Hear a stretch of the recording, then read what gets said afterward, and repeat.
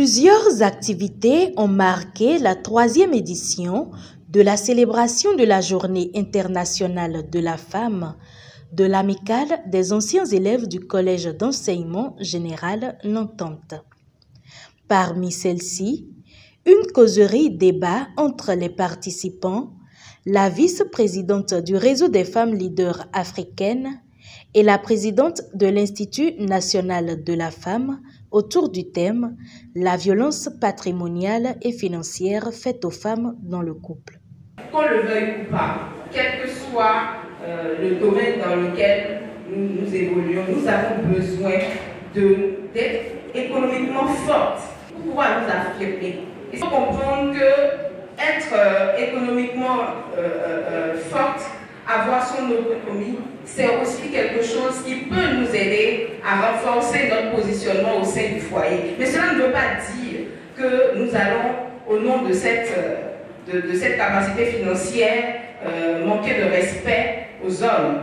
Non, mais le respect est mutuel et si nous voulons des foyers en paix, harmonie, forcément, nous devons trouver des moyens, comme on l'a dit, de définir comment est-ce que nous réglons les petits problèmes, les différentes charges et même prenons en charge l'avenir de nos enfants, puisque c'est aussi l'un des fruits lorsque nous nous mettons ensemble de notre relation.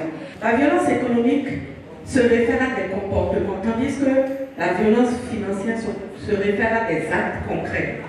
Alors, la violence économique, c'est des comportements d'abus qui visent à contrôler ou à restreindre les ressources financières d'une personne. Un exemple, c'est retenir le salaire de quelqu'un, c'est contrôler les finances de quelqu'un, ou c'est encore limiter les possibilités que la personne a d'accéder à des ressources économiques. Et si on le transpose dans le cadre du ménage, c'est par exemple le fait de dire à son épouse, par exemple, que son salaire, il y a des maris qui exigent que les épouses leur remettent leur salaire. Et c'est eux qui gèrent le salaire. Donc eux, ils prennent le salaire et maintenant ils donnent de l'argent de poche à l'épouse. Ensuite, dans la contribution à la popote, ils définissent ce que l'épouse va apporter, qu'ils tirent de l'argent qu'ils gardent et puis ils ajoutent le leur. Donc en fait, ils estiment qu'il n'appartient pas à une femme de gérer son propre salaire. La violence patrimoniale, quant à elle, concerne la manipulation ou le contrôle abusif des biens, des actifs ou du patrimoine d'une personne, notamment par la force, la dissimulation de biens ou le transfert non consenti de propriété. Au cours de ce panel, la présidente de l'INF a donné une explication sur la rumeur selon laquelle elle a demandé que les femmes soient rémunérées pour les travaux domestiques. Je suis partie d'un profil de femmes précis. Je n'ai pas englobé toutes les femmes. Voilà ce que j'ai dit dans l'émission. Que pour ces femmes-là, qui, à la demande de leurs époux, abandonnent leur travail, pour les jeunes filles qui, à la demande de leurs compagnons, abandonnent leurs études, ne sont pas rémunérées. Donc, renoncent à toute une carrière professionnelle, renoncent à toutes les possibilités qu'elles ont de faire carrière, de déployer leurs compétences, d'avoir aussi une retraite, de bénéficier d'une pension, de pouvoir être autonome financièrement. Pour toutes celles-là, j'ai estimé que si elles restent à la maison, on doit les rémunérer.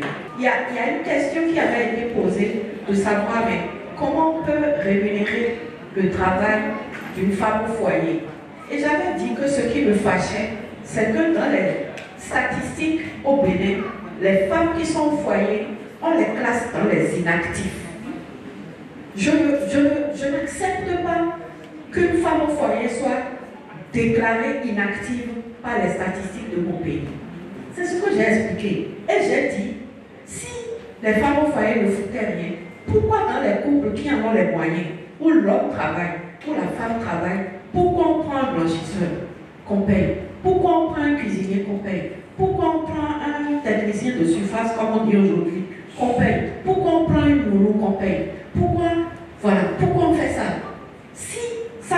valeur et que ça ne nécessite pas un salaire, pourquoi on engage les services de gens extérieurs à la maison pour faire le travail? C'est ce que j'ai dit. Bon, mais ceux qui n'ont pas suivi l'émission ont monté les choses et ont dit que j'ai fait une évaluation du salaire correspondant à ci, correspondant à ça. Moi, je parle du travail que les femmes font à la maison. Je parle aussi de la renonciation par les femmes de leur carrière pour rester à la maison. Et après, on n'évalue jamais ce travail. On l'invisibilise, on ne le considère pas, on dit qu'elles sont des inactives. Une inactive, dans les statistiques, un inactif, c'est quelqu'un qui ne sert à rien.